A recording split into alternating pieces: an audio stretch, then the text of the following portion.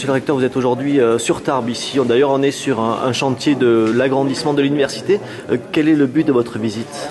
J'ai eu l'occasion de venir à Tarbes au début du mois de septembre pour la rentrée scolaire au lycée Théophile Gautier, et je souhaitais revenir pour consacrer une journée à l'enseignement supérieur.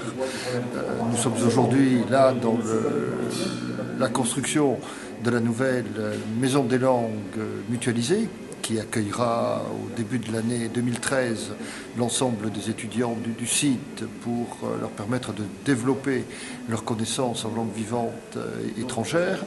Et je crois que c'est un bon exemple du développement du site universitaire tarbais. Est-ce que ça veut dire que des universités comme celle de Tarbes ont encore vocation à être aidées et encouragées à se développer par l'État? Oui, bien évidemment, c'est la vocation de l'État.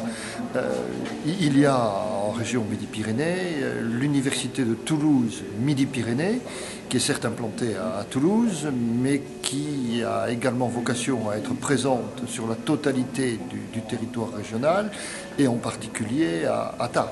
Nous avons déjà sur le site 5000 étudiants. Il y a encore besoin de développement d'une offre de formation de proximité. Des réflexions importantes sont actuellement conduites sur le site pour enrichir cette offre, et bien évidemment cela appelle aussi un développement des activités de recherche que l'État souhaite aussi accompagner. Alors justement, qu'est-ce que ça apporte d'abord pour l'État et pour nos territoires d'avoir une université, des formations universitaires aussi près des gens?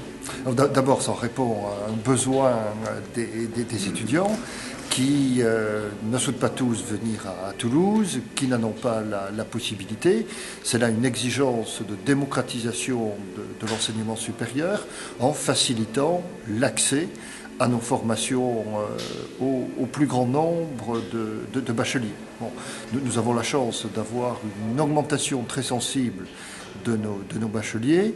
Notre objectif est encore de l'augmenter pour atteindre 80% d'une classe d'âge, et il faut naturellement que nous puissions offrir des formations sur la totalité de notre territoire.